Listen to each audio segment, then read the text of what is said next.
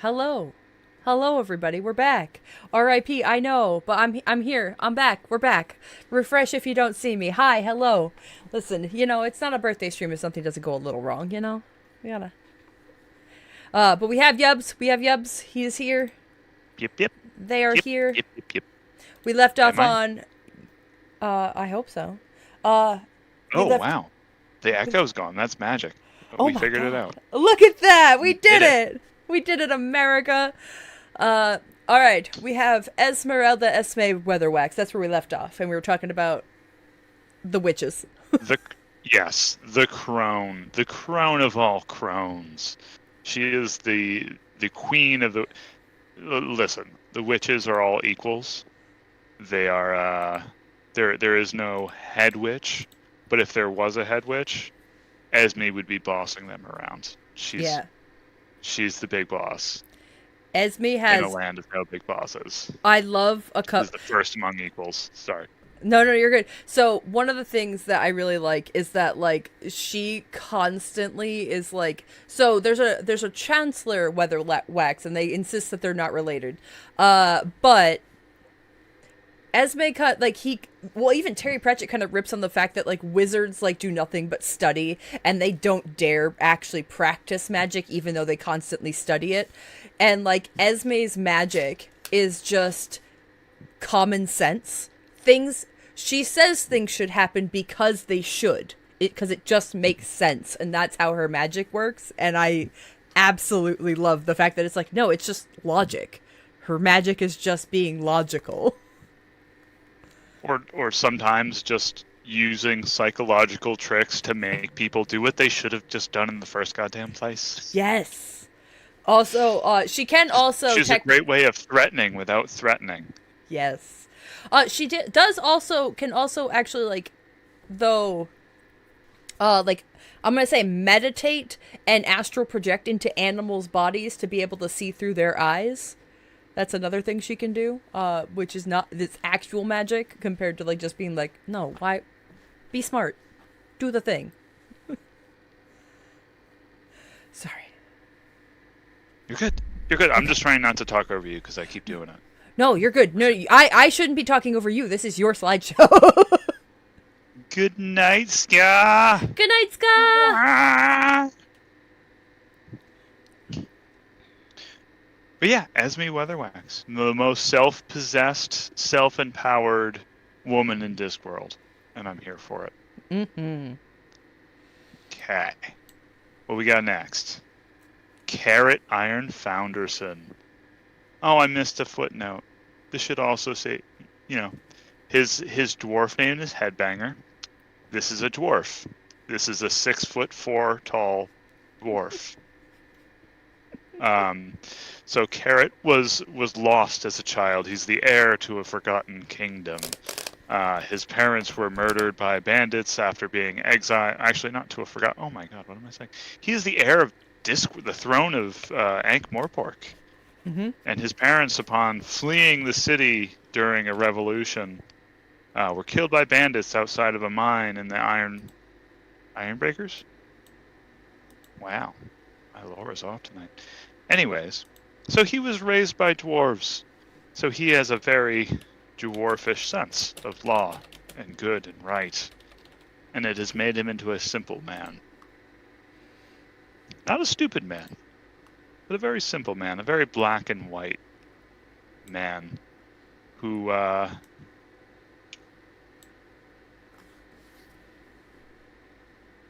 manages to think circles around many in the city despite being very simple. And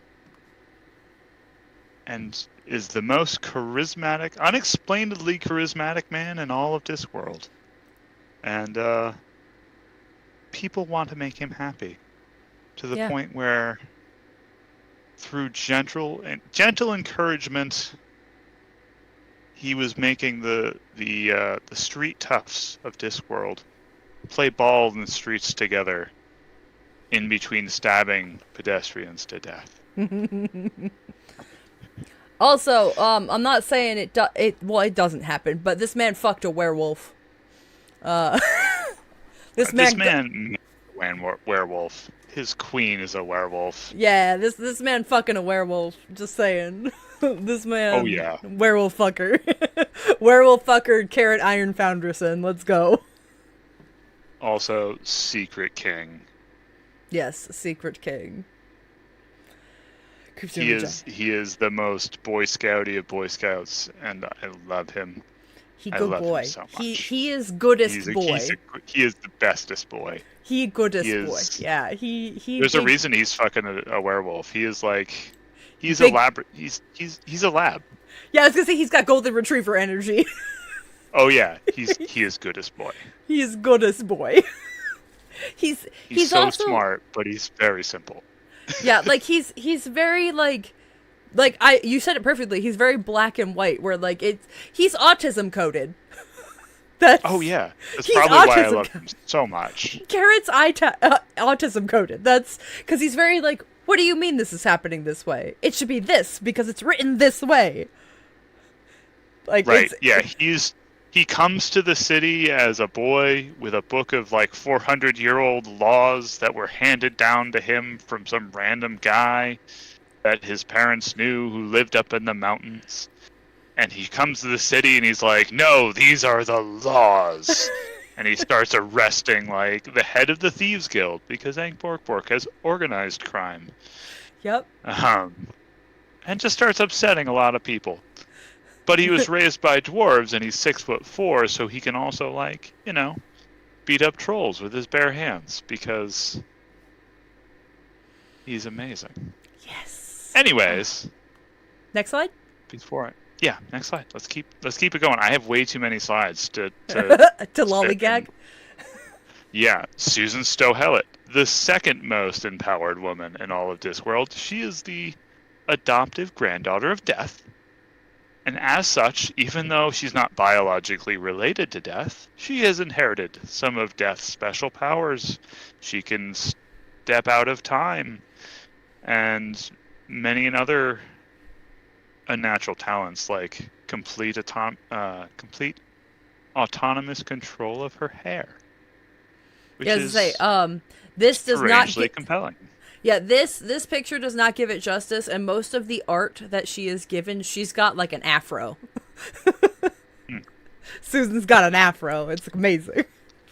But in the books, her hair, listens to her and her moods, and it does different things depending on what she wants. And she is the death of rats is a constant companion as well as a talking crow. She's one of the main characters in The Hogfather and Thief of Time. And she is in times both. She's first a governess, during which she, rather than try to dissuade her children that she's in charge of, that there are no boogeymen or monsters under the bed, she goes, yeah, of course there are those things. And I'm going to beat the shit out of them for you and throw them out of the house. And that's how she deals with that problem. Yeah, no, I'm not going to talk down to kids. I'm going to take your problems seriously, and then we're going to deal with them. Well, I think also I really like about her is that she, like you said, like, I'm not going to talk down to kids. She expects the children she's talking to speak to her like a fucking adult. Be like, no. None of this. Well, I think this way. It's like at one point, Death, when he's pretending to be Santa, he's looking at the note that Twyla, the girl, wrote for him, and she's like, yeah, she misspelled things on purpose because she thought it would make her look cuter. Like, it's just like, yeah, it's just logic. She's just like, yeah, no, people are fucking dumb. I feel like Susan is the Discworld equivalent to my sister. Oh, I see it. Yeah. Susan is Leslie. Mm. This is how I see Leslie.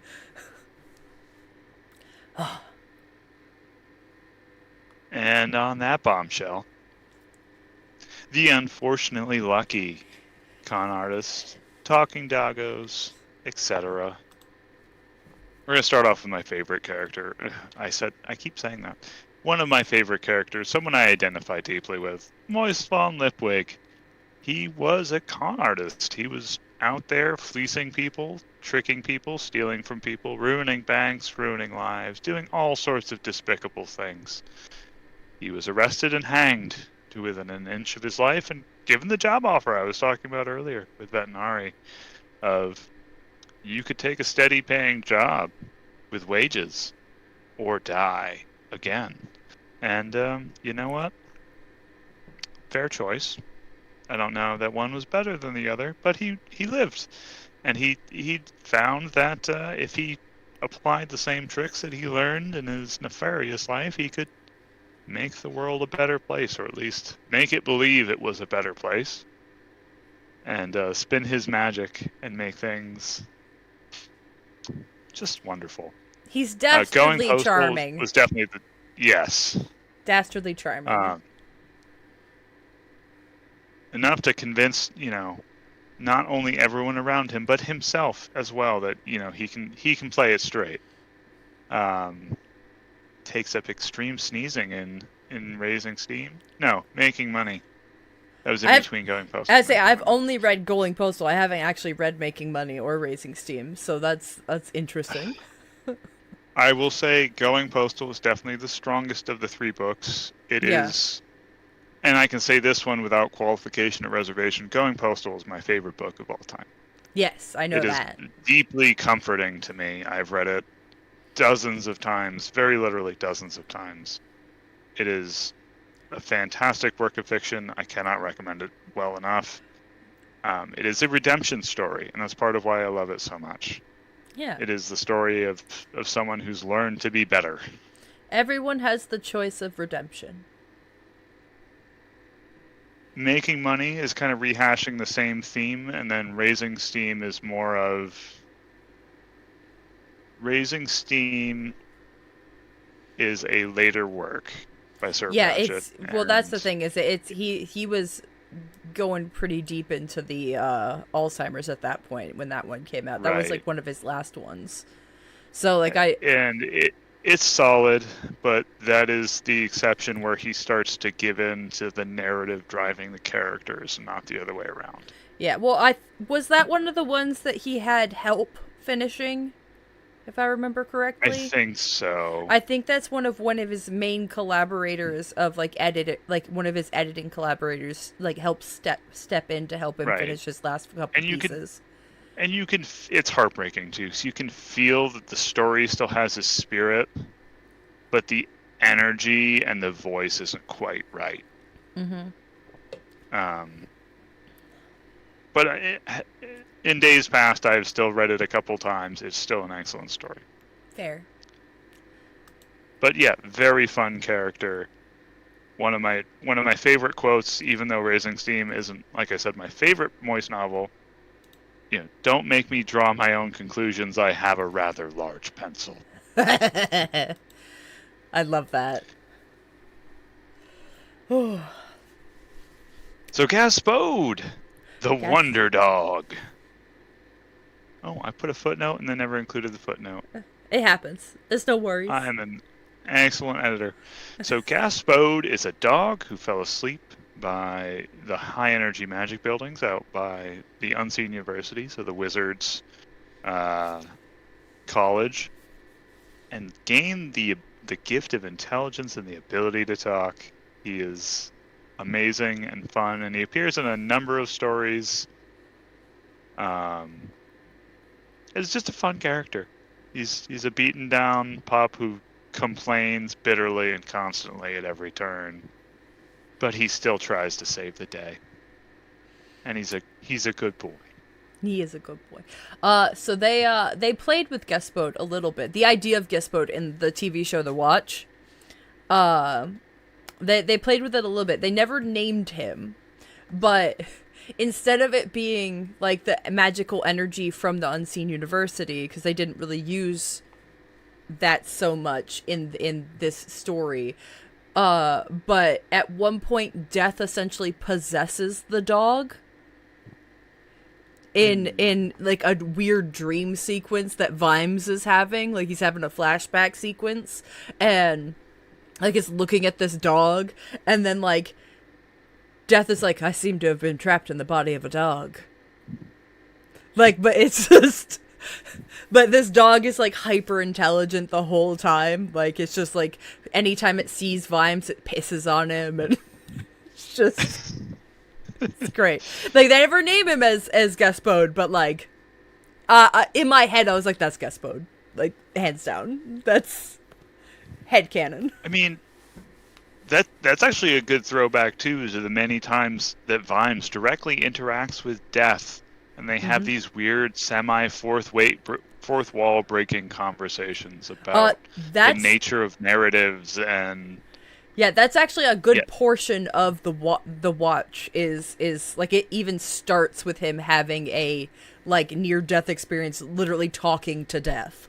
Like, that's how the show starts. Which, of course, means death must undergo a near Vimes experience. Yes. Yes, indeed. They have that conversation in Thud. Thud is also an excellent book. Anyways, moving on from the Wonder Dog. Nobby Nobbs. Nobby Nobbs! Chitty Watch member who has to have an official chitty declaring him a human. He's actually a human. This is my mom's favorite character. This is my mom loves Nobby Nobbs. Like, this is my mom's favorite character.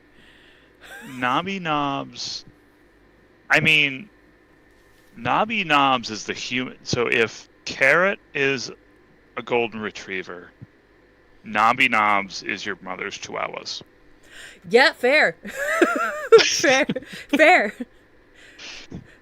Curmudgeon-y, a little mean, but at the end of the day, you know, they're good. They serve a purpose and they fit. He is a character of the guards. He is the feral, dirty underbelly of the guards. He's so dirty. Him and Sergeant Colin are by themselves, the two of them are the Three Stooges shtick of the guards. They really are. He's so grubby. I love him, but yeah, this is my mom's favorite character, is Nobby Nobbs. Like, this is...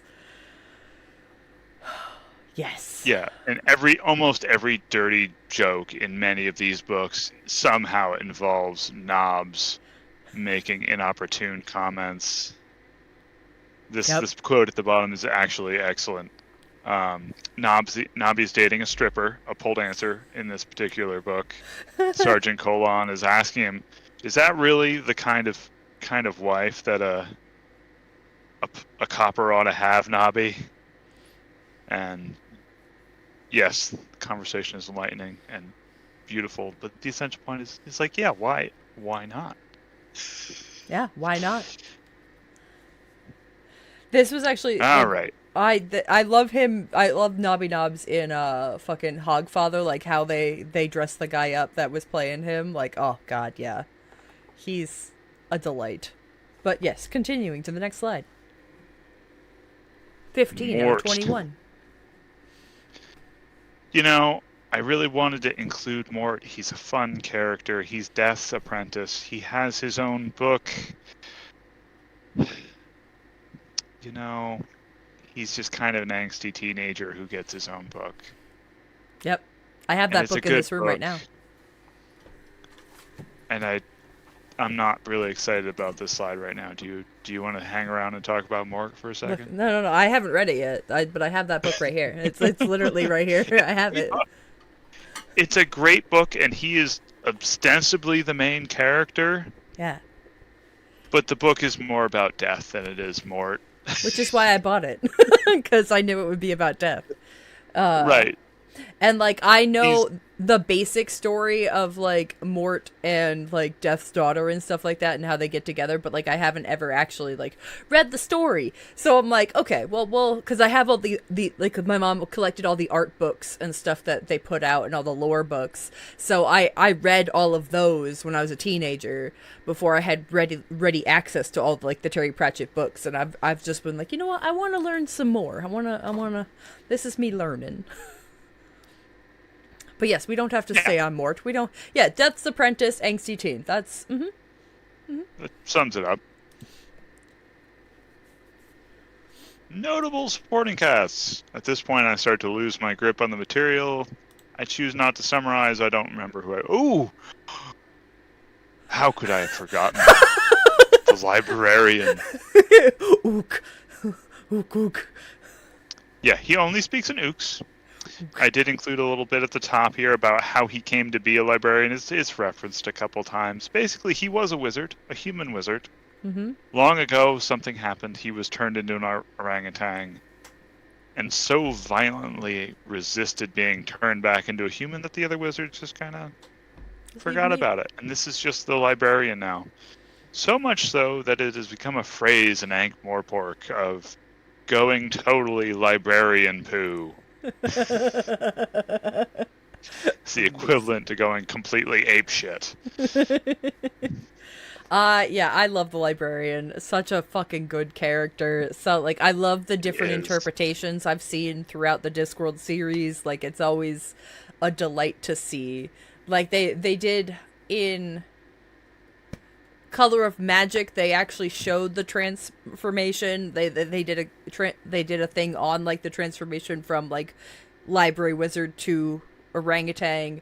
Then in the Watch, they had that the librarian, like, partially changed into the orangutan. And yeah, I love whenever they give, like, just a little feelers into of what happened to him, how he became this way. Right. Because it's always different. I mean it's right. And I like to look at it as, like, it's folklore. It's like everybody just making assumptions as a retelling of being like, I think this is. But he's still a man inside the mind is still a man, and he takes great pride in, what was it? Oh. He has he's this pet peeve, and it comes up in a number of books of, don't call him a monkey. He's not a monkey. He's an ape. And that distinction is very important. And he's been known to rip people's arms out about it. And it's wonderful. Dorabella Deerheart. She is She a bad bitch. Yin to Moist's yang. She is. I wasn't going to read quotes. This one, please, if we can just keep this page up, everyone should read this. Because it's fabulous.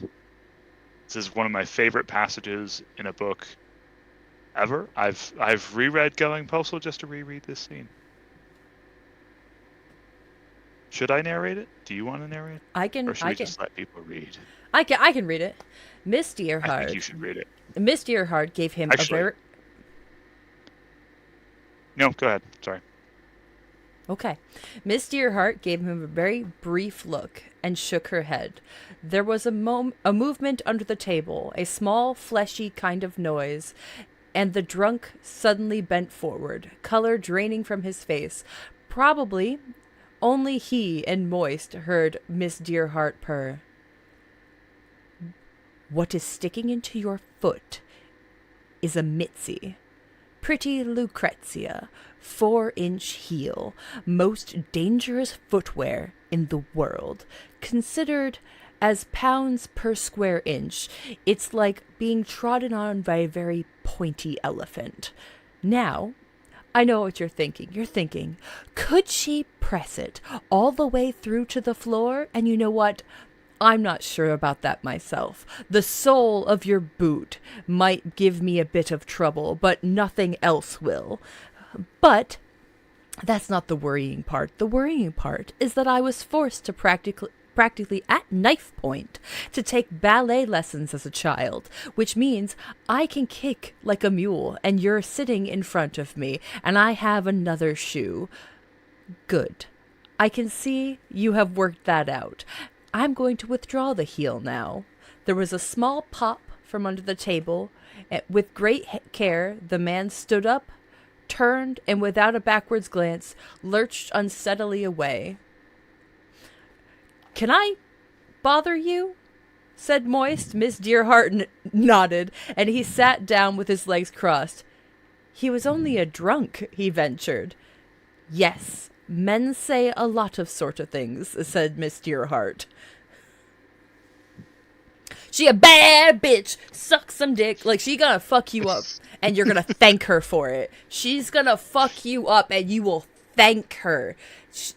Oh, my God. Yeah, She's described as smoking cigarettes with a grudge. Like, she has a grudge against it. Oh, yeah, that was kept in the movie. Yes, it was. But yeah, no, she'll fuck you up, and then you'll be like, yes, ma'am, thank you, ma'am. Like, you're gonna be pee-pee scared when she walks into a room. You gonna be pee-pee described scared. as if a pot lid was only barely holding back an entire simmering woman full of anger. Yes, correct. These were hidden slides, but I put pictures in them because I figured we could just talk about them. Yep. So These were unfinished. Yep, that's okay. You go first. Oh, okay. Cheery Longbottom. Cheery Littlebottom. Littlebottom. She was. Yeah, it should be both long and little. It should just be one. Anyways, she was introduced as someone who was very self-conscious of their name when they first came to the Watch. I don't usually go for adaptations. This is actually one of the few things that's really made me want to watch the Watch series, and I still should do that. Because it really goes into something that's really kind of pivotal to Cheery's character and her transformation. She is probably one of the characters that grows the most over the course of the Watch timeline, which is like 6 books long. It is fantastic. She goes from coming to the city as this kind of second-guessing, unsure,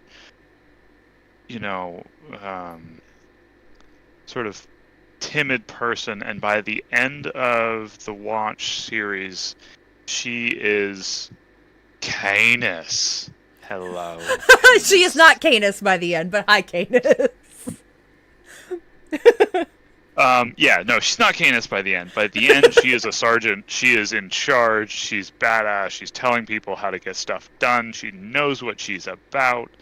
And, she's a badass. Mm-hmm. She's amazing. Yeah, and it's go ahead. No, I was gonna say, the reason why I included this picture is one, because I couldn't find many pictures, and I was about to actually just go get my Discworld board game and just take a picture of her card. And I was like, you know what? I'm just gonna put her live action adaptation from the Watch in, because it's amazing. And like I've said, this is like, the Watch television show is a modern, like a dystopian modern retelling of like the Watch, and but Cheery has a very, like, with the times trans journey, essentially, of, like, not being sure of yourself and having to face old things like the dark and the dark, and, like, old fears, old foes, and then coming out of it a stronger person for having faced it, even though she didn't necessarily want to. And I absolutely adore Cheery. Right, and that kind of coming out was sort of hinted at in the books. So dwarves in Discworld, the start of dwarves in Discworld is that they're all bearded, and they don't tell you who's a woman dwarf and who's a man dwarf, and it's all very, oh no, all dwarfs are men. Yep. And Cheery is one of the first characters in this book to be like, but I'm a woman.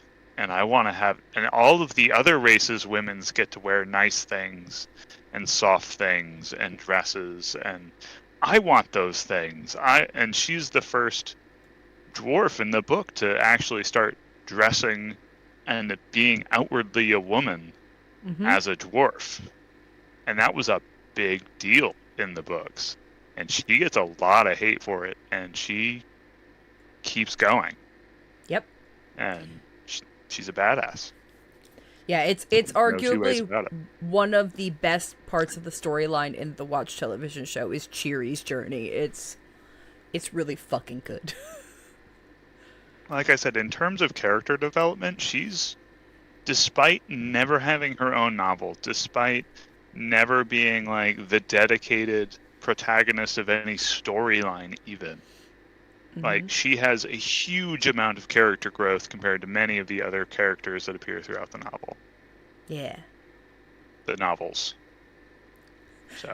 Canis said I may have Definitely teared up in that worth a scene. mention. Yeah, I've been actually going through and watching the watch with Canis because he's never seen it. So I was like, yeah, here you go, come watch. And we've been doing many things to watch. My watch list is so long, and I haven't worked on it at all. Well, I mean, I know Argyle. I have to watch The Watch. I have to watch so many things. Well, I mean, if you ever have a baby, if you ever have a free night, you can just message me. I know, like, having a baby means you have no free night, but you can always message me, and I can just put something on, and we can watch together, kind of like we did with Venture Brothers, where we just set aside a day. It doesn't have to be all the time, but we can set aside a time for, like, an episode or a movie or something. Like, yeah. Yeah, that's Kana's good. Yeah, that's what I do to Canis all the time. We'll like talk for an hour. And I'll be like, okay, you wanna watch an episode of The Watch? You got enough energy for buy that? A sundial? Yeah, it's yeah. Okay, so one more. Yeah. One more. Cut me own throat dibbler. At that price, it's cutting me own throat. So, Cut Me Own Throat Dibbler appears in every book that features Ankh-Morpork, and some that don't. I was gonna say he's definitely a mystery. He's an enigma. He's definitely in Small Gods selling worm yogurt. Yeah, he's an enigma sausage wrapped in a paradox bun. Enigma sausage. And it's wonderful. And he doesn't actually have much part to play in any of the stories outside of my goodness, the one with the shopping carts. Losing my dang mind. The one with the shopping carts. Either way. Oh, it is the Hogfather. Yeah. Oh, okay. Right? Yes. Yes, okay. It is the Hogfather. I'll believe you. Yes. I mean, but yeah, he's questioning myself. Anyways, yeah.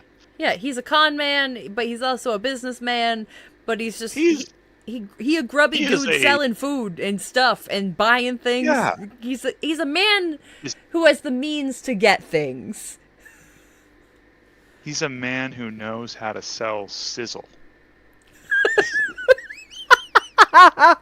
Moving pictures, says Canis? With a question mark? No, it's Soul Music. No. No. Well, Soul Music. He is in Soul Music. It's the one with the snow globes. He finds the snow globes. Susan's in it. Yeah, then that would have to be the Hogfather. Yeah, I'm pretty sure it's the Hogfather. Yeah. Yeah. Could sell sizzle to a sizzle plate. I'll figure it out later when you kick me off. It's fine. Yeah, he's we a have man. one more slide. We do have one. But yeah, he is an otherworldly presence who just shows up throughout and tries to sell people sausages. Yeah.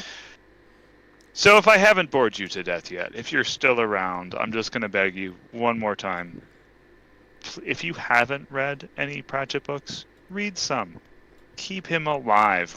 Circulate his work, say his name. He was an amazing author, and it'll be worth your time.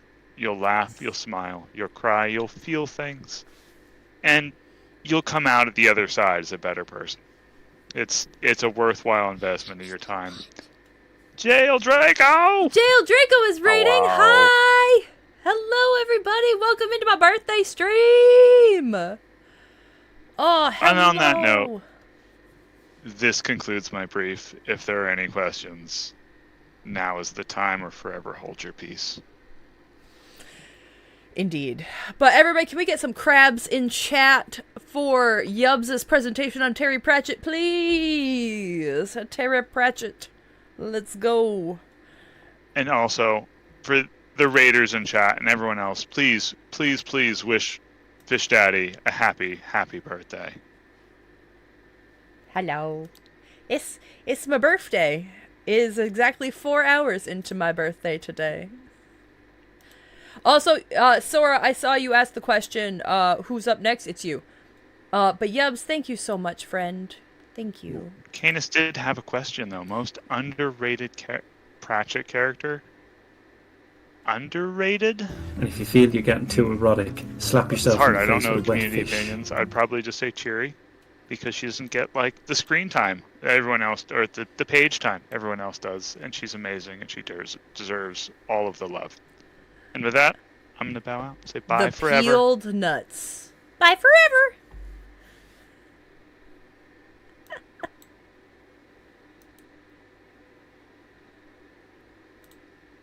There we go. Okay, hi, hello, konnichiwa, carne asada. Fuck you, Shorzy. Fuck you, Jonesy. Your mum shot come straight across the room and killed my Siamese fighting fish. Threw off the pH levels in my aquarium, you piece of shit.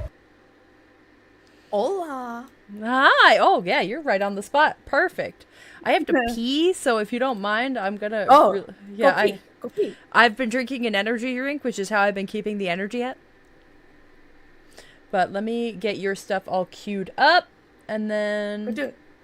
I will. Hold on. Go pee. Go I pee. will. Not I'm right just. now. I'm just don't pee queuing yourself, up. But Yeah, I mean, I'm. Which of your 4 PowerPoints would you like to do first, Sora? I don't care. Just pick one. All right, Toes by Daylight it is. Oh yes.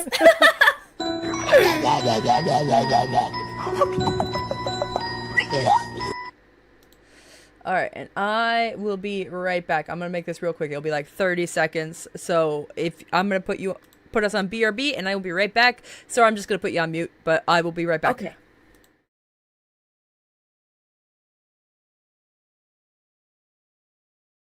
Look, skin crop caught skin crop. Skin crop caught skin crop, guys. Skin crop, congratulations, my friend. Skin crop caught skin crop. Amazing. Anyway. What's it like catching yourself? Get your bitch bad. Bitch bad, hitch bad, the bitch. Bitch, fuck, bitch, you bitch.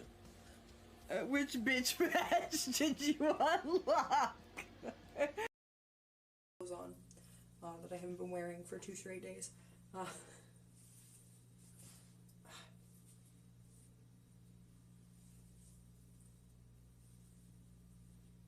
Because Nereza's officially a wigged character.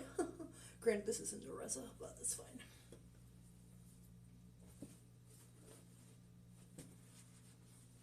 Boom! Vaguely fish. Alright, you beautiful baby arugulas. We're not going to raid anybody because I don't got time. But you guys are amazing. I love you. I will see you all tomorrow morning for sure. But I love you. You're beautiful. You're wonderful. I will be back. See you guys tomorrow morning, bright and early. If you guys are awake. If you're not, it's fine. But if you are, come say hi. I love you. Bye. If your body, get some water. Get a snack. Go to the bathroom. Take me with you to the bathroom if you're feeling weird. Like if you're feeling frisky and you just want company on the toilet. I'll hold your hand. Can you put it in my hand? Put your hand in mine, and I'll be your comfort person while you take a deuce.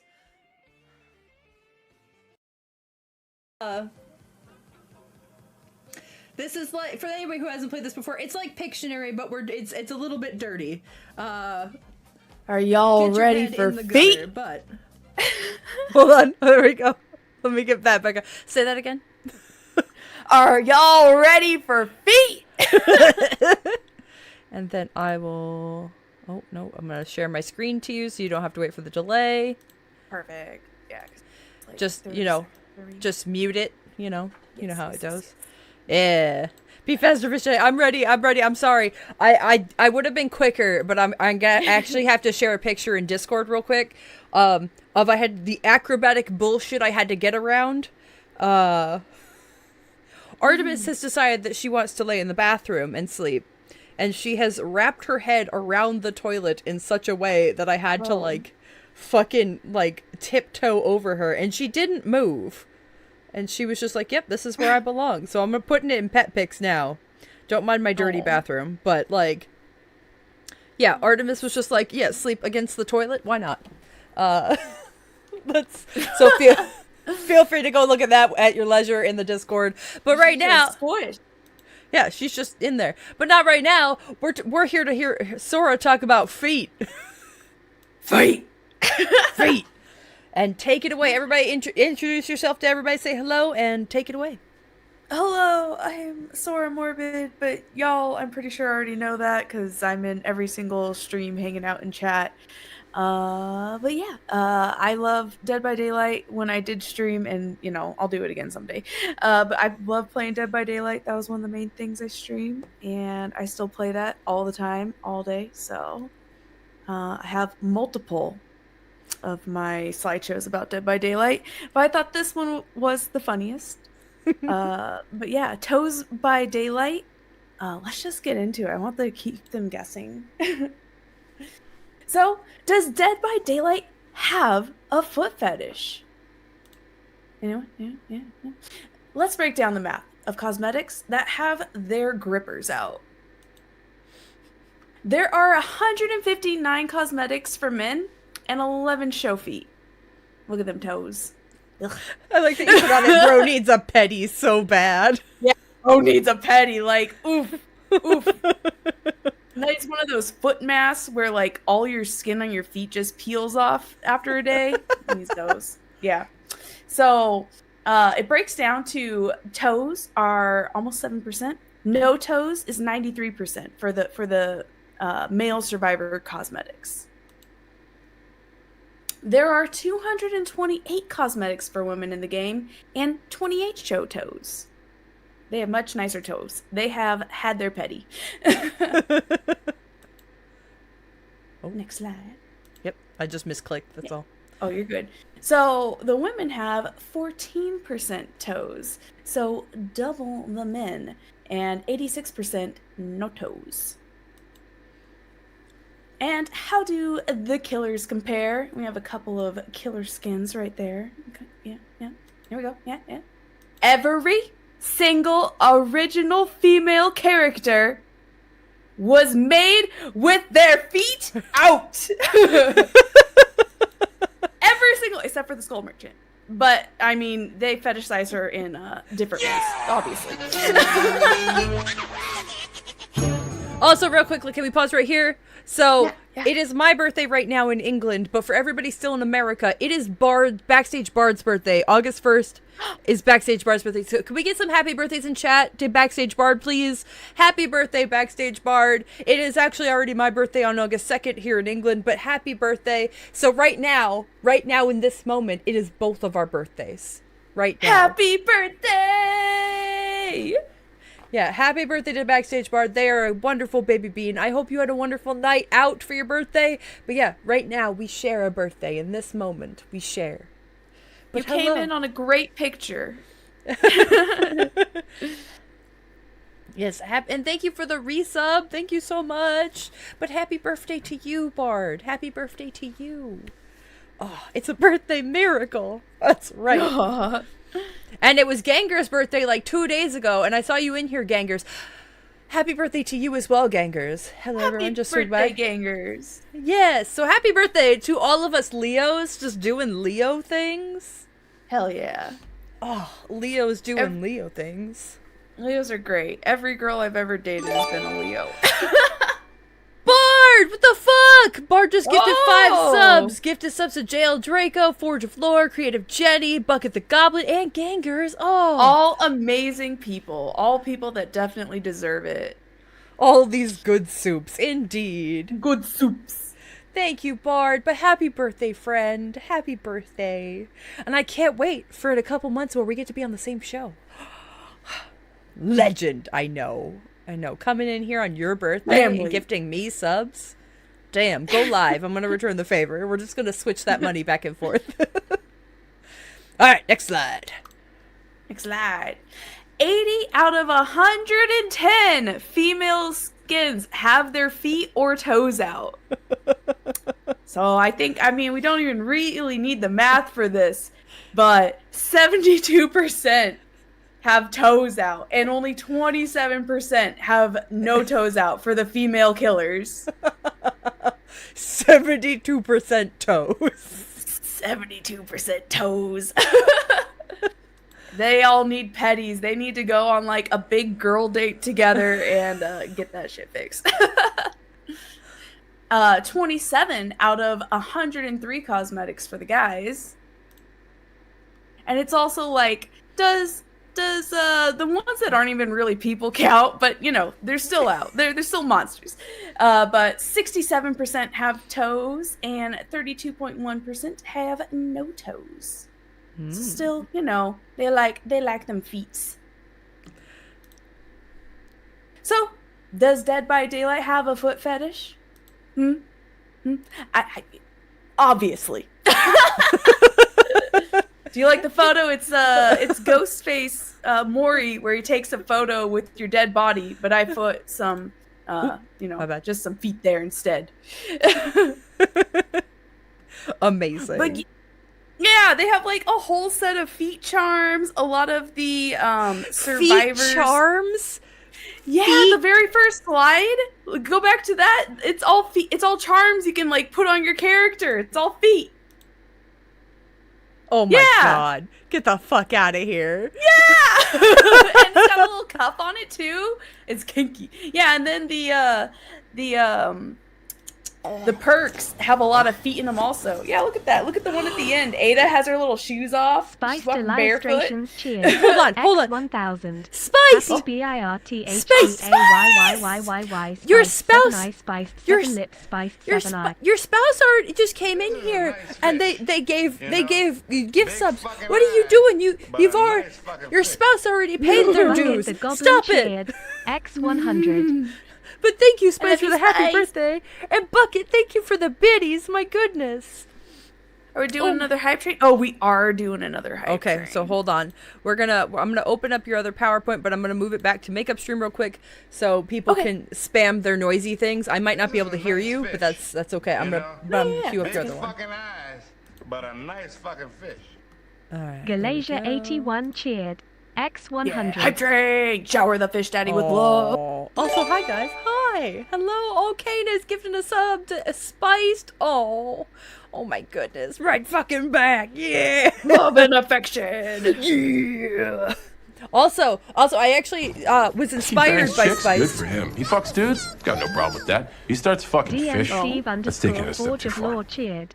X69. Choo choo. So Spice has all these really cool like animations and things that go across her screen. I mean, I've always been like, how do you do that? I don't understand. I don't understand how this works. So I kind of did a little bit of Googling today, and I found a kind of way to do it. So I put a whole bunch of GIFs and noises that you can...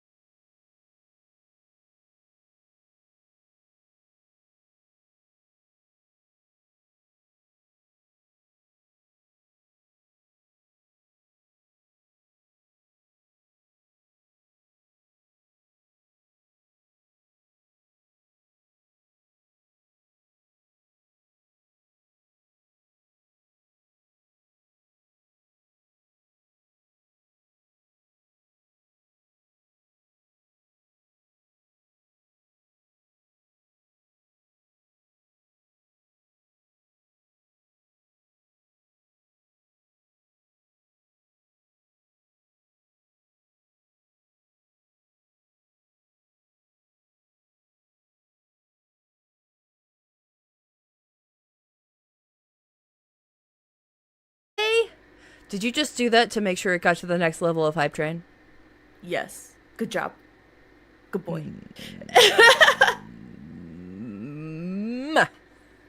Listen.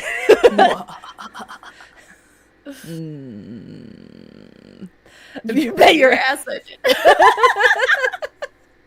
You're crazy. This is the second hype train of the night. You guys are menaces. Every single one of you. You're all menaces. Listen. This is the second one of the night. Haven't we did this already. We don't have to do it again. You don't have. We could do it again. We you definitely guys have to do it. You guys again. don't have to give me your money. Like Definitely you have to do it again. we're currently doing it. It's happening. It's presently yeah. going. I'm just gonna. I like seeing you applying more eyeshadow. Fucking eyes. It's been Nice fucking fish. it's been 5 hours. Malaysia I 81 gotta. cheered. Yeah. X100. I'm just Totally. sitting here being sweaty. Oh, same. Just turn my AC up. See, what's AC, precious? I have a Thing that's required by law because it's too hot here. fair. It's sweaty here. It's so sweaty. Oh. Oop, I heard a good boy. He melt. Oh, you made him melt. Oh yeah. Take the rest of them, or so help me. Spiced illustrations cheered. boy. X96. Take the rest of them OR, so help ME spiced 7 senpai spiced 7 senpai spiced 7 senpai spiced 7 senpai. Spiced 7 senpai. I can't even say it. Piced 7 senpai. Oh, whoa. Shut your face, me and Sora in the desert. You don't know what hot is. Hit me up when you have your car tires melts. I lived in Arizona. I know what it's like to be hot. It's a different hot. Different hots. I love the desert hot. That's my preferred hot. This fucking moist wetness that is hotness here. Ugh. Yeah. I like the desert hot. I don't like humid hot. Humid hot, not for me. Desert hot, I'll be a lizard all goddamn day. That's I remember my parents took me to Hawaii when I was like 3, and one of the main things I remember is just like viscerally disliking it. Like as soon as I got off the plane, I was just like, "What the fuck is wrong with this place?" Like breathing air was hard. I was like, "What is this? I hate this." Yeah, it's no, moist hot, not for me. No humid, grump. Yeah, exactly. Had to go out last week. I felt like I was drowning in the open air. Yeah, exactly. That's like, you're never dry. You're never like, I feel like a greasy teenager because like I wash my hair and then the next day it's just grease because it's just so sweaty. Step off plane. This is the worst. Yeah. Yeah, I think it's been like a week or more since I've washed my hair. Yeah. But I also don't leave the house. That's fair. I also don't, but I like to at least look like I bathed when I go on stream. Well, I take showers, but I don't wash my hair. Yeah. Sometimes I just change my shirt. Sometimes in between like Monday and Tuesday, I just change what shirt I was wearing, so it looks like I've changed my clothes more than once in the last 24 hours. I mean, some days that's, that's fine. I'm like, I'll end the stream and just be like, yep, going to bed. Wake up the next day, spend the entire day in it, be like, oh god, I gotta stream, and then I just changed my shirt. It's like, ha, I did it! I'm wearing a completely different outfit from yesterday. Some days, every week, shh, Kriana, don't tell them my secrets. Don't tell them my secrets. I mean, human is hard sometimes. It really is. Human do be hard. Oh, God.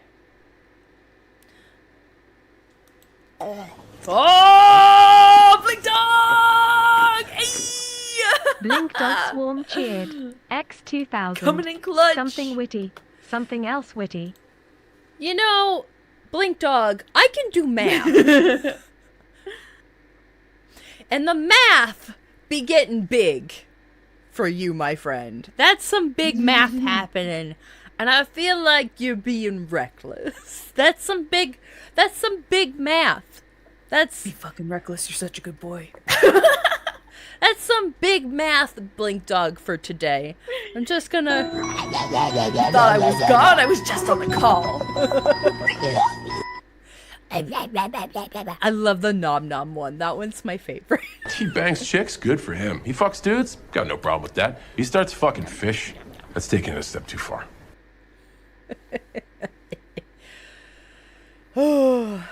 Mine are too, which is why I'm heading to bed. That's fair, Steve. That's fair.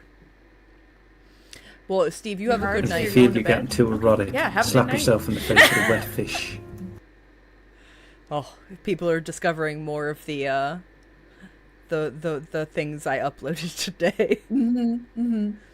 It's fair. Yeah, too thirsty. Finding yourself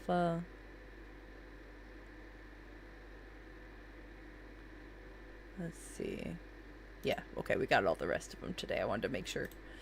Okay, we got oh my You're god. gay fish. Nothing we can do about that. Oh, howdy. Hi, Modlight. Hello, friends. Oh my goodness. Oh, or you could just wait for my presentation. I could. Yeah, we will. Listen. Yeah, yeah, we're gonna do the opposite when Turkey gets here. It's the opposite of what we've been doing for everyone here, which is me sharing my screen to them. It's going to be the opposite for when Turkey gets here. Turkey's going to share his screen to me. Oh, ooh, I'm excited. Yeah. All right. Well, I'm just trying to wait down this hype train because it's going to just keep making noise and I don't want your presentations to be interrupted. So I'm like, Yeah, that's chill. we're just waiting out the hype trains. Yeah, we have 3 more of Sora's PowerPoints to. Oh, big fish. Scott, I thought you went to bed. Scott, I thought you went to bed. Wait, Ska? Ska's back? What? Scott just paid the big fish, little fish. Scott's still here. Oh. Yeah, I was just like, oh, what, Scott, I thought you went to bed. What are you doing here? Oh, then hurry up, Turk. The edibles are strong. Yeah, we got Sora, and then it's up for grabs. Fish. It's up for grabs. Whoever wants to go next. Who wants to go next? Throw your name in. Yeah.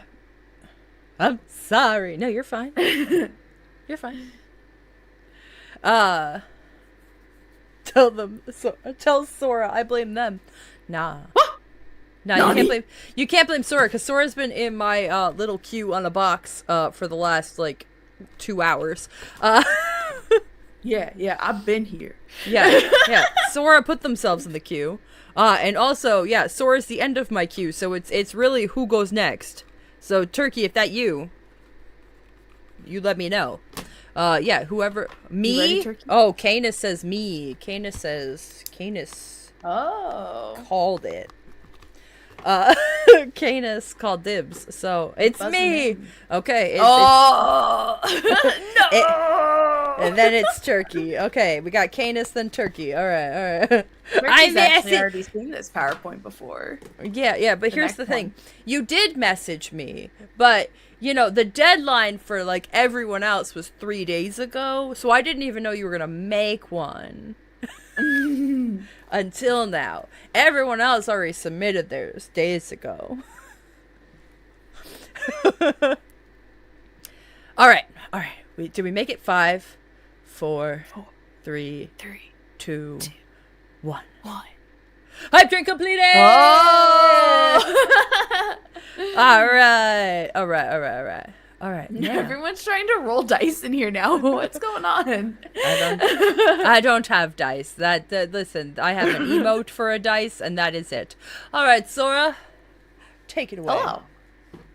Okay, so I made this one back when we were playing Saints Row, and you got me into it. It was my first time playing the Saints Row game, and I absolutely fucking loved it. I had such a good time playing that game, and Turkey was talking about it, and he's like, I don't know about it. You know, the internet's been telling me things. I don't think I should give it a shot. I'm like, oh, I'm going to make a PowerPoint about why you were wrong and why you should give this a chance. So this is that PowerPoint. Yeah, Saints Row is awesome. I am canonically known as being the biggest Saints Row fan. I love Saints Row. The crazier it got, the more on board I was. But here you go. Take it away. Dustmoot, aka Wasteland.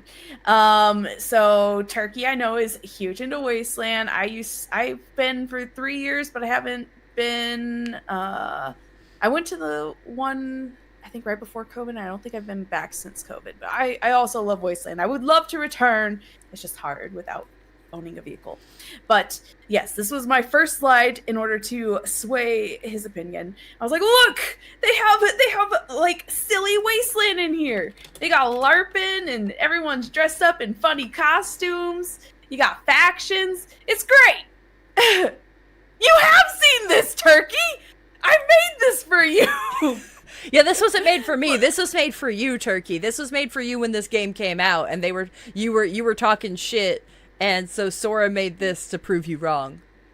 Yeah! Yes, Turkey. This was specifically made for you. Oh, yeah! Oh, yeah! I remember. Okay, yes.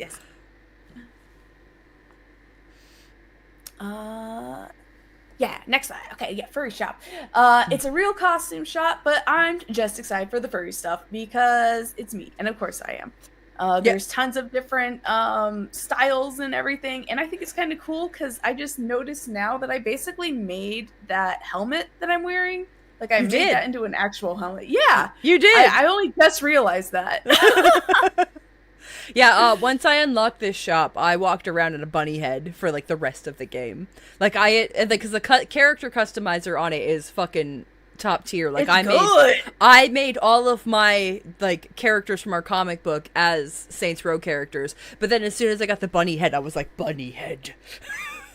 But yeah, I see the costume shop, and I'm just like, this is just, like, Fishy's Closet. Because he's got so many different character heads. Yeah. Okay, the cool vehicles. You know, I got a theme going, so all of mine got a certain color scheme going. But I mean, look at how cool all these different vehicles are. There's a hoverboard, because that was a thing that just came out and was cool when this game was going. They have, like, this alien-looking hover bike. There's a wasteland buggy with little aliens on it. There's, like, a wasteland bike with skulls all over it. Like, if I ever had the money to make a wasteland vehicle, it would look something like that. Like, that's hot. And then the cat car or motorcycle, I would want that as my daily driver. That's hot. That's sexy. All those lights, like, I would fuck that bike. I would fuck that bike. I would fuck that bike. If you would fuck that bike, you may have kink. Yeah. If that bike could be like a real person, I'd fuck that bike. Like, somebody like animate that bike into being like a character, I'd fuck it. Like the game Boyfriend, Dungeon Boyfriend, just a bunch of like anime. Oh man, I miss those. Oh god. Okay. Oh yeah, cool places all over the world. Like, the game is just packed full of little tiny hidden away places that are super cool everywhere, and there's tons of different ways to get around. You know, you can fly helicopters, you can swim, you can bike. Like, there's just tons of different ways to get around, and it's just interesting. I think that it was really funny that they added like memes of the day, like that obelisk thing that was popping up everywhere. They put one of those in there, and then they have like, it was like a carnival, but spooky. And I'm all about a spooky carnival. That's my shit. And then I really like the just all the architecture. Oh yes, there's more slides. The dinosaurs! And now I live here. Like, I love it. Yeah. So this is basically just Tucson right here. Like, they have the old Wild West and everything. That's just down the road from me. And then there are like a bunch of different gas stations that have different dinosaurs in front of them. There's even a McDonald's that has a T-Rex in front of it here. I love that. I love all the dinosaurs. So seeing all the dinosaurs in the game too made me really happy, because also these are my favorite kind of dinosaurs. The long neck dinosaurs are my favorite. There's also Ark together. Oh, there's not a picture of it, but there's also, I think, a taco triceratops. Oh, I don't even remember. I think I maybe passed that. I gotta play it again. We should play it again. We should. Yes. Yeah, there's a taco triceratops, if I remember correctly, and there's a fork in the road. Yes, I remember the fork in the road. There's two giant scrap metal wolves with guns. Yeah, I remember that one. That one was dope. Oh yeah, and your teammates are badasses. Like one, I mean, I don't even remember them, but the girl, she was like super hot and super cool and super smart. And then, dang, the guy in the wasteland armor, I don't remember any of their names, but he was just so funny, and I love doing the wasteland missions with him. He's just so silly. And then the older guy, he just reminded me of the leader of the gang in Red Dead Redemption. Like, that's the vibes he reminded me of. Fair.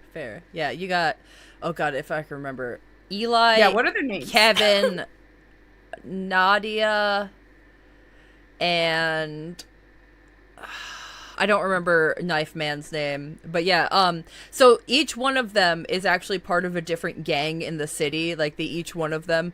Eli, the one in the LARP costume, is really into like self-improvement podcasts and like always is like, oh, we can build a better business. She's really into muscle cars and like building big things and fun things. Then you got Kevin, who's just the biggest himbo. He belongs to like the techno like festival crowd gang, the Sora gang, as I like to call them. Yeah, because they're all blue and pink, and I'm like, yeah, it's just Sora. But like they all live in like communes and shit, and they don't wear clothes. So everybody's like, Kevin, put his shirt on. He goes, not my style. Like, not that ain't me. And then you got, oh god, I don't remember what his name is. But either way, he's very much like, he's the bad guy you're trying to catch in the beginning, and then he becomes part of your team, and then he betrays your team. But it's fine. Dun dun dun. And the bisexual lighting, like, this is the best part. Yeah, like as they were saying, the Sora gang. This is like the Sora gang hideout, and it's great. It's amazing. It's super pretty. It's super aesthetic. It looks like my room, and I love it. Yeah, it sure does. There we go. That's another PowerPoint down. Bam. Out of, God, how many? We got two more. Four. Yeah, we two got more. Two more to go. Okay, let me get these up. All right. The ranking the killers one is the longest. Do you want to do that one first, or do you want to do Pokemon first? No, yeah, let's do Delicious and Pokemon. Yeah! I'm just doing them in the order that... Oh, I forgot I had to restart and my thing fuzzed out. Hold on. Oh, okay. I'll fix... One of these days, I'm just going to remember to, like, turn off my autofocus, and it'll be fine. Today is not that day. But yeah, crabs in chat for Sora for their second PowerPoint. Give me those crabs. Yeah! All right. All hail the crab. Okay, and then we do this. Back to this. Now we have Sora's third presentation. That's right, friends. All right, take it away, Sora. Yeah, so I just recently watched all of Delicious in Dungeon and was obviously very inspired by the. So if you haven't seen Delicious in Dungeon, it's just a group of travelers going through a normal dungeon, but they eat all of the monsters in there. They run out of food and they turn them all into delicious meals in different ways. And I'm actually having a Pokemon party in October. And a couple of the dishes are going to be that, where it's basically just Pokemon I have made into food. And that's kind of what also inspired this. So yeah, they don't call me morbid for nothing. Need a delicious meal while you're out training? All Pokemon are friends, and sometimes the best gift a friend can give you is a snack. Oh no. Oh no. All of these are from Pokedex entries or appeared in either the games or the show. I was originally going to go off on like my own thing and just use Pokemon that I thought could be made into food. But turns out, Pokemon has already done so much of that. It has filled up an entire PowerPoint to the point that I didn't even need to come up with anything. So both Chansey and Blissey have... amicable relationships with humans, and they tend to lay delicious eggs that people can eat. Those little eggs in the tummy, yeah, you can just eat those. They'll just keep growing new ones. Pokemon's is food. Yes. Pokemon's is food. Alcremie shares its delicious cream with humans willingly. So that is one thing I find interesting about Pokemon. The vast majority of the Pokemon have a very like symbiotic relationship with humans, where they will just willingly give parts of themselves to trainers, or to humans, or to other Pokemon. Give me the cream. Give me that cream. Give me that cream. Fido creates a yeast in its breath, which is useful to cooking. What? Yeah, creates yeast out of its breath. I'm sure, like, dog breath, I'm sure it smells great. Yeah, it smells like a beer. Yeah. I can't be near it. The pleasant aroma that emanates from this Pokemon's body helps wheat grow. So Doxmon has been treasured by farming villages. And look at it. It looks like a little hot dog bod. It's so cute.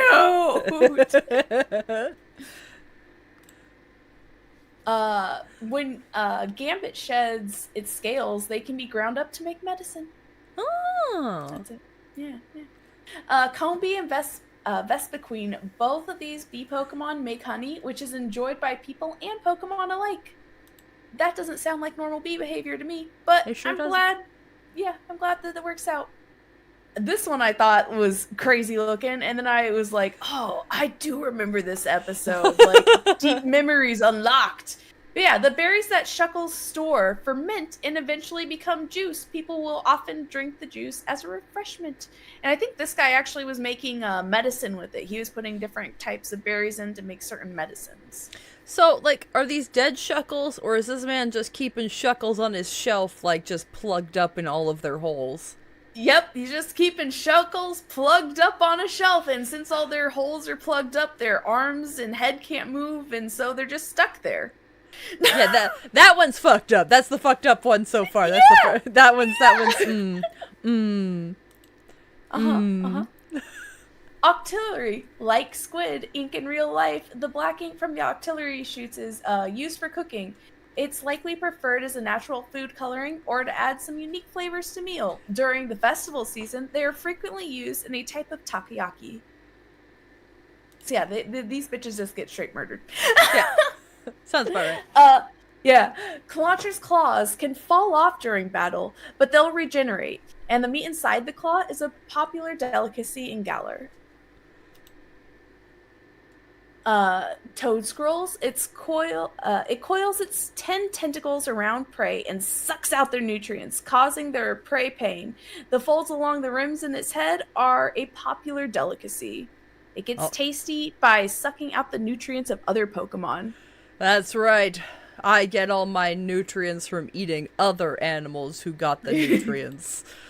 Yeah.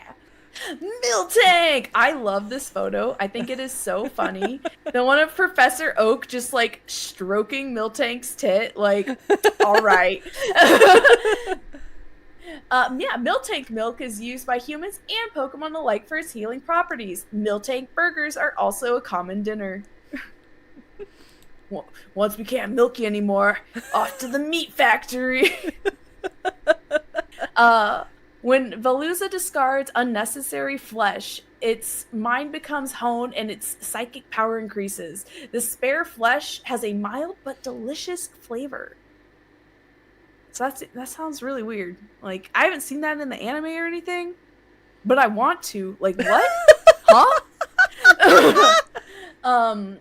Wardle nests are collected and used in soups similar to real-world what was it? Oh yeah, bird's nest soup. Yeah, bird nest soup. I did not know that was like a real thing until this. I was like, what? People like bird nest soup is actually a bird's nest? Huh? Yep, bird's nest soup. Yup. Basculin is a commonly eaten fish type Pokemon. That's it. Cedra's fin tips leak poison. Its fins and bones are highly valued as ingredients in herbal medicine. So this is another one. It's like, well, when you're dead, I'm gonna grind you up. Use your bones. Tropius bananas are a common snack for Pokemon and people, and I love that. I think that picture is so cute. Besides the little Grookey Bean and Annette, I think it's super cute that it's like, yes, you may take one of my chin bananas. Chin bananas. Yeah. Farfetch. I saw someone commented about this one earlier. Yeah. But yeah, Farfetch were hunted to almost extinction for their delicious taste pairing with the leek it holds.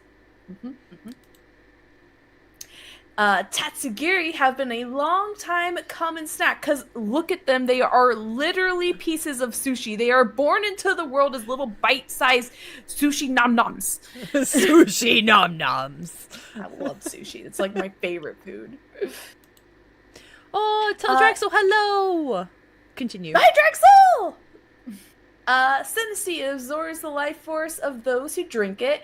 It waits patiently, but opportunities are fleeting. It tastes so bad that it gets spat out immediately. And then Trainer's Poltergeist, Trust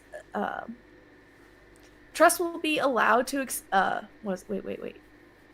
Okay, I read that wrong. Retake.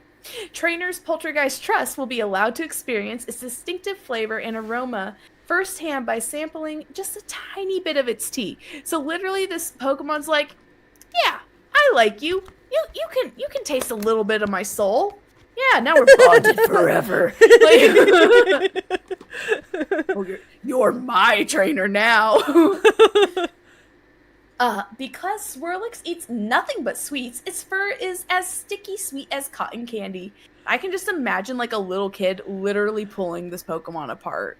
Like, you know, like a couple of 3-year-olds. So is it like the consistency of cotton candy, or is it like an actual like blobule being? Because if it's just a blobule being that tastes like cotton candy, like I can just imagine a toddler just drooling on it, just Yeah. I don't know. I'd have to watch the anime for that. Yeah. You can tell the flavor of each applin based on its evolution. So I feel like that's kind of weird because it's like, okay, so I don't know what it's going to taste like until it evolves, ? Like, well, so I imagine this would just taste like an apple, right? Yeah. Probably. Applin, on the other hand, would taste like an apple pie. Yeah, Appleton's body is covered in sweet nectar, and the skin on its back is especially yummy. Children have it as a snack, so I'm assuming that it's one of those things that grows back like other Pokemon. Y'all want to eat? Y'all want to eat Appleton's dandruff? Appleton's back dandruff? That's what I'm hearing. Like, if you're a mom, you definitely go out to go catch this Pokemon just so it's like, all right, kid, here's a snack. Like, have like 3 of them so like one of them's just not being picked apart to death. Can we appreciate the skin on its back is especially yummy? Yeah, listen, it's got like a sunburn because it's been crisping out in the sun, and you're just eating flakes of its skin like fucking Gold member for Austin Powers. That's what's happening. Oh, God. Oh my God, my housemate is having difficulties from hearing this. Yes. Perfect. Good. Vanillix. Even if it loses one of its heads, it can live relatively problem-free. It makes snow clouds inside of its body, but the flavor's not notable. Like, it looks like an ice cream shake, but literally it is just clouds of ice. Like, it's not vanilla-y, it's just ice. All right. Yeah. You'd probably pour stuff on it, though. Make it shaved ice. That'd be good. Yeah. Kingler. The larger it is, the better its flavor, and it's commonly used in curries. This is actually from one of the Pokemon games. Who wrote this? Charles Darwin? What? The bigger it is, the better it tastes. Yeah. What is that? Barraskewda is surprisingly tasty and makes a nice meal. That's one of its Pokemon entries. So I already see what the next page is, and how dare you use this picture?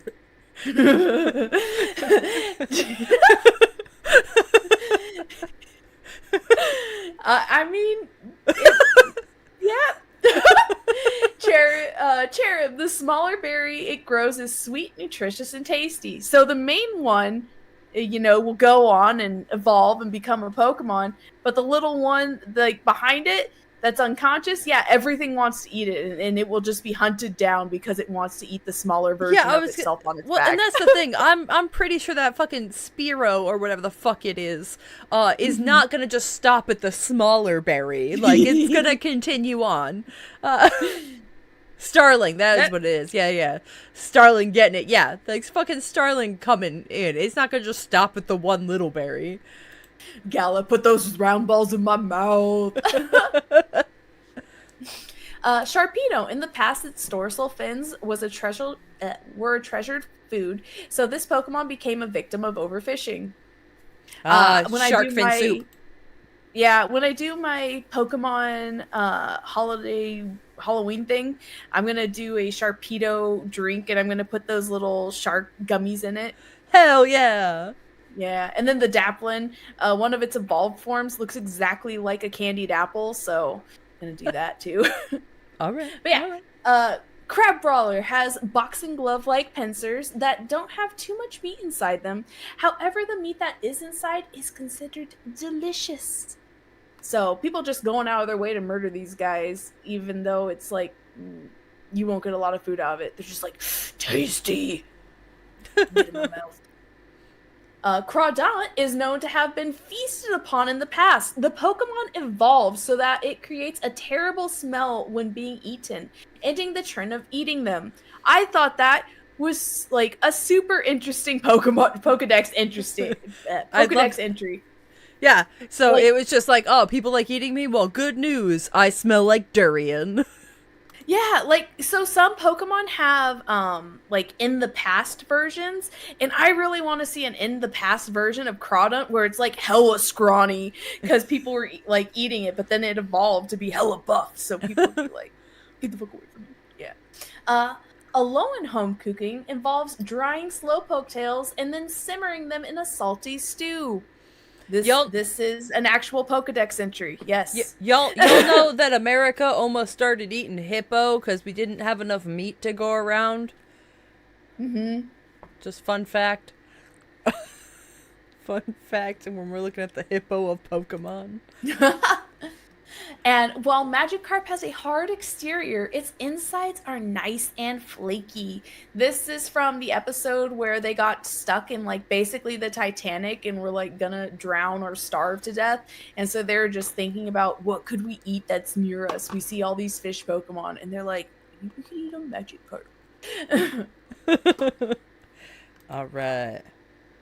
And I hope you have some inspirations for some tasty Pokemon treats. Beautiful. That's the end of the delicious in Pokemon. Delicious in Pokemon. And then finally, one second. Yes!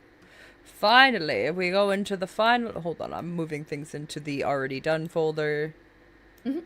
Because that's how I keep track of everything. Yeah, the SSN. That's what it was called. This PowerPoint was my favorite of yours. Yay! I'm glad you liked it. I had a really fun time doing it. I was just going to make up a bunch of meals and put ingredients from other Pokemon. I was going to make a cookbook and be use 3 cherub, berries. And then use 3 lamb balls to make this rack of lamb. And then use an oddish for some herbs.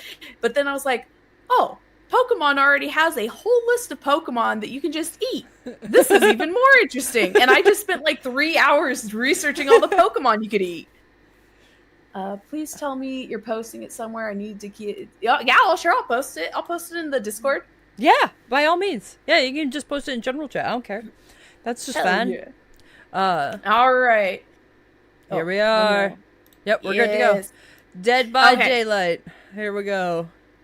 Yeah, so if you were here for, not last year, but the year before, I originally made this one, and boy howdy, have some characters just been moved all over the place. As I have played the game more, as other games have come out with the killers in them, like Hooked on You or the Texas Chainsaw Massacre game, some of the characters have drastically moved in the last 2 years just because of different lore and stuff I've learned about them. Yeah. 1 second. YouTube. There we go. Okay, yeah. Clown warning. Next slide. In case this is not Yuki safe clown. Yuki, if you're here, this is not Yuki safe. Yuki already clown. went to bed. That's okay. Okay, but in case Okay. she's rewatching, you know. Yeah, like, yeah. Yuki, this is not Yuki safe clown. The clown, Jeffrey Hawk. I hope you don't have colorophobia, because he'll try to slip his tonic into your drink. Don't let him bamboozle you.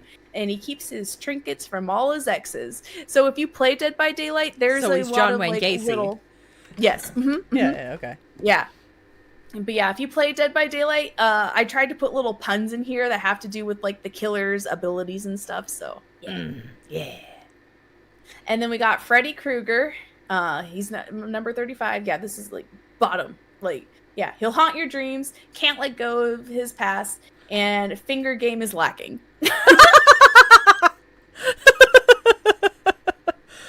And then 34, we got the good guy, Chucky, Charles Lee Ray, and Tiffany Valentine. They may be small, but their batteries come included. For a game that more than two can play, at the end of the night, you'll be ready to be friends until the end.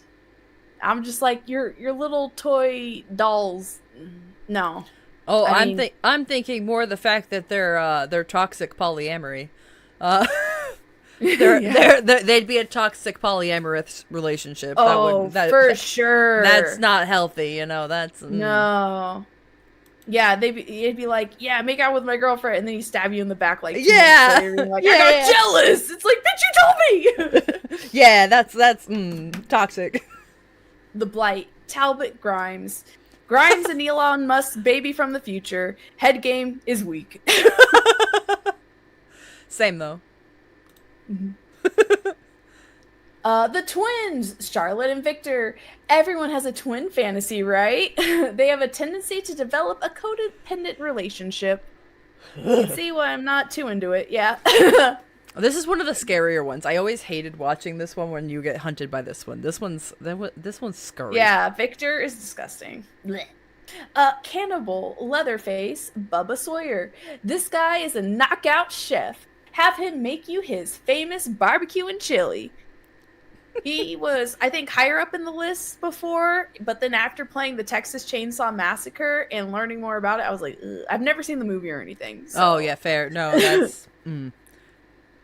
Yeah, I don't know much about him besides, I guess, the game. Fair. The Unknown. They're one of the newest killers. A possibly unforeseen romantic interest. You keep seeing him pop up all over. They make like little clones of themselves and like, yeah, teleport to them throughout the map. Oh. They're like really disgusting. They're just like, it's like a monster that pretends to be a person and to lure people over. It's fucked up, but it's an excellent character design. Yeah. And it's really creepy because like it'll make you like insane with one of its moves, and the more insane you are, the louder like the voices you hear from it is, and it'll be like, hey, come over here. Have you seen my dog? Oh like, no. Oh, it's creepy. Oh no. Oh no. I don't like that. Yeah, it's so creepy. I hate it. And then we have the Death Slinger, Caleb Quinn. Takes aim and fires at your heart, just like Cupid reels you in with his charm. So this guy's nothing- sexist, right? Huh? This guy's sexist, right? So I'm good. He's pretty high up on the list, so he's pretty low on the list, I should say. Yeah, he just he's not my type. Fair. Yeah. We got the Doctor, Herman Carter. Loves to play doctor with you. He has an overwhelming presence and knows how to make you scream. He was a fucked up doctor that experimented on people for fun. So, yeah. Bongos. Hillbilly, Max Thompson Jr. He can be slow to start, but is a real knockout when revved up. You'll have to endure him tinkering with your heart. He has a sad backstory. Like, from what I remember, he was like mistreated and hated by the whole town, and then like he turned on his parents in the town because they just fucked him over his whole life because he was like born fucked up looking. I'm sorry, Bucket. Is it okay if I do it? I'll do it. I'll do you justice, Bucket. I'll do you justice. Bucket. I promise. But good night, Have a good night, Bucket. Bucket. We have the hag, Lisa Sherwood, is really down to earth, but be careful or she'll ruin you. She's down to earth because she teleports through mud. I love her. Yeah, she's cool. I love her. She's my wife now. Yes.